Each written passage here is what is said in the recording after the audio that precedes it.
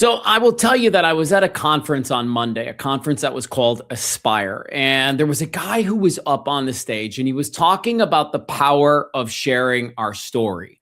And one of the first people that I thought of was this woman that I'm popping on the screen right now, Jill McMahon. Hi, Jill. Hi, friend. I thought of you, Jill, because he was talking about the power of sharing our story. And he said something to the effect of what you've gone through is magic to somebody else. Wow. And I was like, yes. Okay. So then how do we apply this to the grief conversation? And now our audience understands why we're showing up today on this particular podcast to hash this out over the next 20 minutes. So let's start there. The power of sharing your grief story.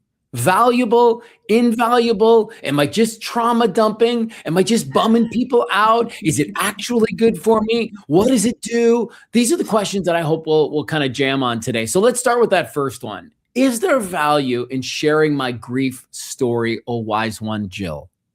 Incredible value, my friend. Like top dollar value, like not 99-cent value, like $1 million value. It is the difference between imploding, in my opinion, imploding in a silo of loneliness because you don't feel like anybody can get your story, wants to hear your story, or that your story is understandable. So can I ask you a question? Yeah. Right, like let's pause right here because this is such a, what if I'm somebody who, like you and I have been given the gift of gab. It is easy for us to articulate our feelings, to say what we're thinking and say what we're feeling. That is not the case for everybody else. So let's talk right now to the person who's like, look, I'm really going through it, or I've been through it, or I've got this grief journey that I've been on, but I just don't know how to share my story. What would you recommend as a grief counselor and somebody that's been in this field for, 620 years? Thanks for that, by the way. Thank you. No sweat. You just aged me a lot. Okay, two things. I love that you asked this question. This is why you and I blend so well together. Can we just, everybody, get rid of the phrase trauma dumping? Yeah. You said it in the introduction. I'm so glad you said it in the introduction. That term is keeping people from sharing. I love it. Right? Do you understand what I'm saying? Do you see where that's coming from? 1,000%. Yeah. Look, I'm all about the trauma dump. So I think it's all right. We have lived in a culture, my friend, for decades, if not longer, that has struggled to share their woes because they don't feel comfortable enough, because we have to live up to this persona and everybody has to be okay. So, fast forward to 2026, where we have all of these trendy terms, trauma dump being one of them. And now we feel additionally stigmatized to share. I mean, it's, we walk in social circles and say, ugh, well, I can't go out on a second date with that girl again because she just trauma dumped on me in date one. Well, no, see, what happened is you probably went out on a first date with a girl that isn't afraid to share her emotions, but that was uncomfortable to you. I love that. So I just want to set that out there because I think it's really important for the average individual whom is not Jill or Mathew, who may struggle to find comfort and or find the words. Start anywhere. Wouldn't you agree, my friend? I'd rather you say 2 sentences about something that's really meaningful and painful to you than no sentences at all. So if I was on the stage right now and I was delivering a keynote, what I would suggest to people is a tool that I use called the runway. And, I'll articulate it this way. It's like you think about what happens on the runway, right? That you get revved up and something's about to happen. And then as you ascend, it's a little bit bumpy. It's a little bit shaky, but eventually you get up there and, things smooth out. But the benefit of the setting it up this way is that when you land on the other side, you're in a new place. And that's what I think people are looking for. So my advice to people, and I want your validation on this, or you can challenge me on it, would be to say to somebody, I'm in the middle of this grief journey right now, and I don't know how to talk about it, but I know that I need to talk about it. Beautiful. That's it. That's the sentence that I would recommend people deliver, because If the person you're sitting across from is any kind of human being who's got any kind of social skills at all, their follow-up question or their follow-up statement would probably be something to the effect of, let's go, let's just jump in, like just start talking. Like, don't worry about where to start. Let's go. So give me your take on that. Let's acknowledge the energy in the air, right? So what you just proposed, I believe is very beneficial, because you and I know, and I would hope that anybody who listens agrees, that when we're sitting in community with somebody else and something is off, we can feel it. We know it's there. So as the other participant in that relationship or in that circle, oftentimes we fill the space because of that discomfort that you and I have talked about so many times. We don't know what to do with that energy that's off. So we'll start cracking jokes, or we'll bring up stories that, just to fill the air. Where I would say, even if you're the partner, why wouldn't you say, like, hey, acknowledge the air. Hey, are you okay? Like, I noticed you're a little heavy today. I'm here for it if you want it. Or if you just want today to be a lighthearted day, I'm here to do that for you too. Let me know how you want me to show up for you. I'm glad you put all that stuff on the end, because I don't know how, but the algorithm figured out on my Instagram to show me a few coaches. And there's this coach that just keeps showing up. And she talks about all the phrases that are fucking useless. And she says things like, are you okay? Is everything all right? What's going on? How was your day? Like, all of these phrases are so what can I do for you? To people. Yeah. Like, they're so useless to people. And so I'm glad you put some context on that. It's like, hey, is everything okay? Because I feel like there's an energy in the air where, X, Y, and Z. So I'm glad you articulated that. Anything you want to add before I kind of move on from how to get the conversation started? I'm going to go back to one additional thing, Matthew. You had started that question with, what if you are the griever and you're not good at sharing? How do we go there? You're going to have to take a little leap of faith.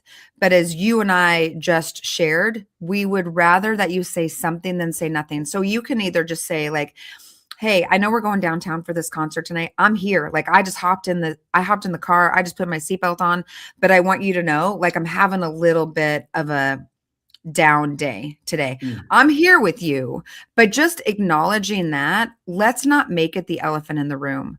And I'm going to promise you, as a griever, I say this to my clients all of the time, a few things are going to happen.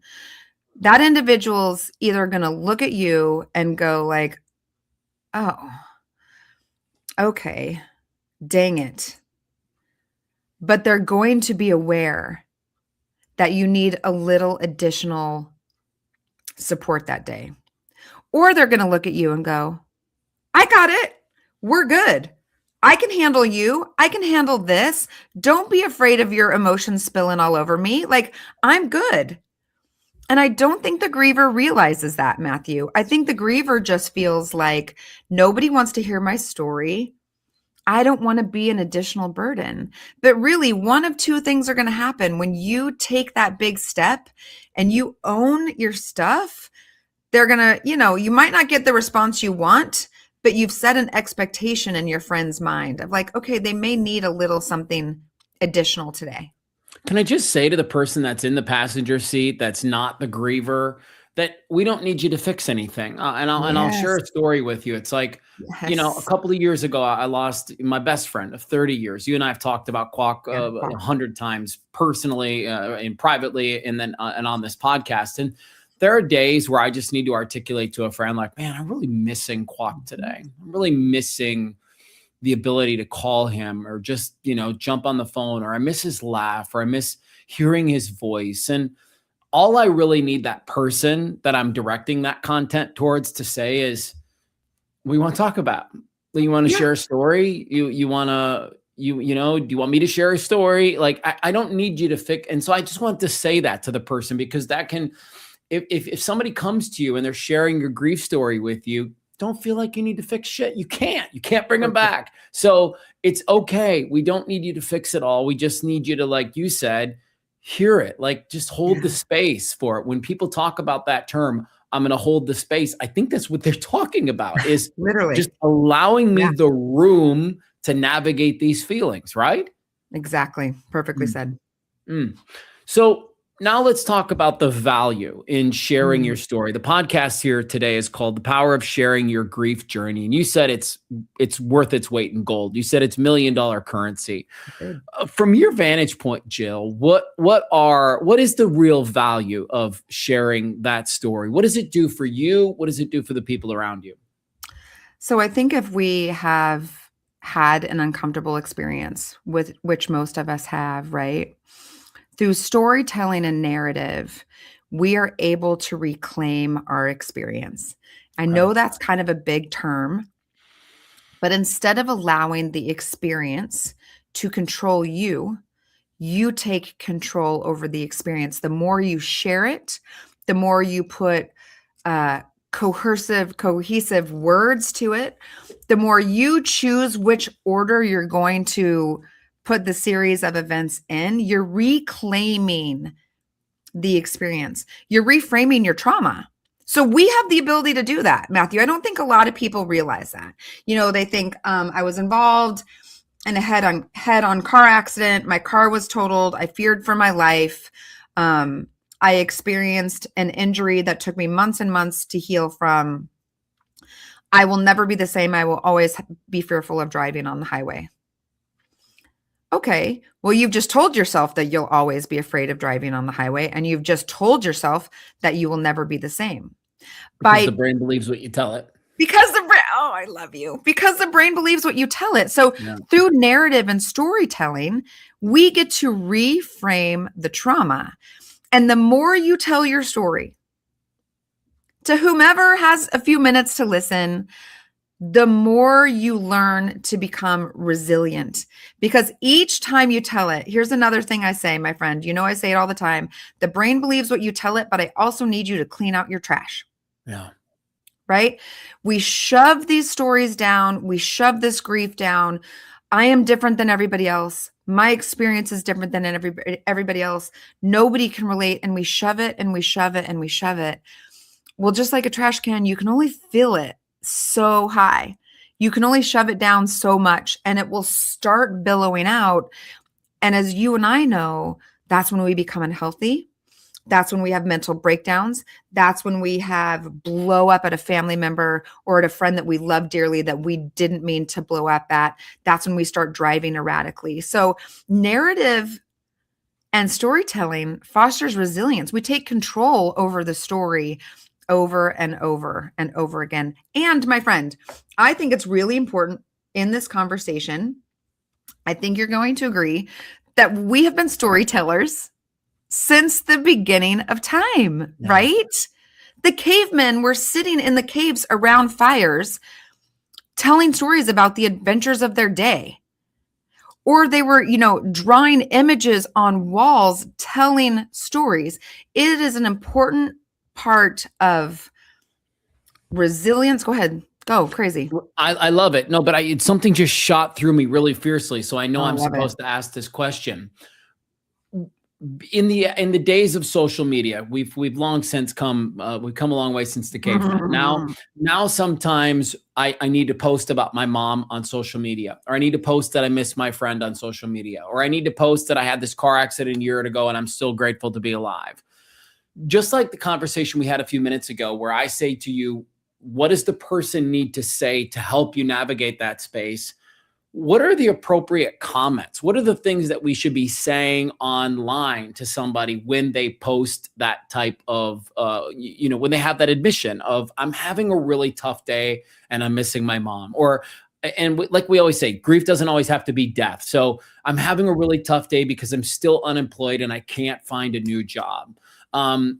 What's your advice for people to, get in the comments, and what would you recommend people say? First, be appropriate. You and I shouldn't even have to say that, but we live in a world where behind a computer screen and on a keyboard, we feel like we can type anything. So unfortunately, I feel like just be kind. We'll start there. But secondly, I'm going to go back to what you said a few minutes ago. Just the simple, I'm here for you, man. Don't try to fix it. Yeah. don't sit there in the comments and go, but did you try? And I know a guy and I could connect you with, hey, you can take that offline. But in the comments, like, heart, love you, here for you, normalize it. Normalize it. I will say that when people spill their hearts out on social media, appropriate or inappropriate, because we both know that there can be both. When there are crickets in the comments, when there's nothing, that sometimes can be really damaging too, right? A simple like, a simple heart, a simple, I'm so sorry for your loss. That's it. They're not, for some people, social media is a safe way to grieve because we are behind a screen and we may not have the confidence yet to say it out loud in front of a room or group of people or a carload of people, right? It may be easier. So there has been talk for probably 10 years now if it's appropriate to grieve online and why are people airing their dirty laundry? Again, maybe we don't need to air our dirty laundry. We don't need to go into private matters necessarily on social media. But if you're hurting and that gives you a safe place to share it, share it. But I'm asking people to respond supportively then, right? Yes. As we wind down, I want to share with our audience because, I always want to make sure we challenge people that are listening to do something next. When we had the podcast, Learn from People Who Lived It, we talked to 350 different people about the worst day of their lives and how they were able to bounce back from it and become, successful members of society again. And in all the ways that I mean that. And, if there's one lesson that I learned over the last 4 years of doing that podcast, it's this: the power of sharing your grief journey helps other people feel less alone. It helps other people feel like they are not on an island. And so when you talk about $1 million currency, I challenge anybody listening to us right now. The moment somebody has said something, done something that has made you feel like you are not alone anymore, try to put a value on that.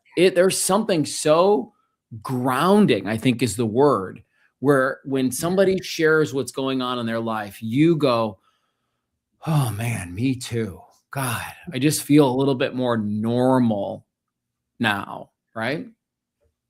We are, I think in 2026, we are living in a pandemic of loneliness. So as what you just said, share your story and let's stop living in silos and let's start supporting each other. Love it. Jill McMahon has written an incredible book. If you scan that QR code in the top right, you can see it. It is called Bulletproof. It is the book that is right there, right below her right now. I encourage everybody to jump on it, especially if you are a gun violence survivor, as she was. It just gives you a lot of great context, and it does the very thing that we just talked about a second ago. After you read this book, not only will you have some tools, you will inevitably feel less alone. Jill, I look forward to jamming with you next week. Thanks for coming on today to have this conversation with me. Love you always. Appreciate